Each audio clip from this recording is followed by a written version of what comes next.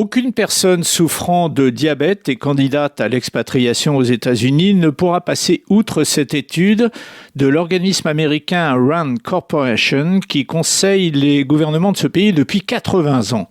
Commissionné par le ministère de la Santé américain, celui-ci a comparé le prix de l'insuline aux États-Unis à celui pratiqué dans d'autres pays et le résultat est accablant. Le prix moyen par unité standard d'insuline vaut aux États-Unis près de $100, soit à peu près 10 fois plus qu'en France, où elle vaut $9, ce qui est en moyenne le prix d'ailleurs dans tous les pays de l'OCDE.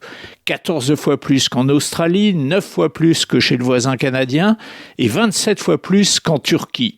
Quant aux médicaments génériques de l'insuline, il est à peine moins cher. Alors pourquoi de telles différences ? Principalement parce qu'un trop grand nombre d'intermédiaires intervient dans la chaîne d'approvisionnement, les distributeurs, les réseaux de pharmacies affiliés, d'autres encore, et plusieurs États américains poursuivent donc en justice des firmes pharmaceutiques. L'Illinois, l'Arkansas, le Kentucky, le Minnesota, le Mississippi et la Californie qui, elle, va plus loin en envisageant la possibilité de fabriquer et donc de vendre sa propre insuline à bas coût dans le cadre d'une société à but non lucratif qui a déjà reçu du gouverneur de l'État un budget de $100 millions.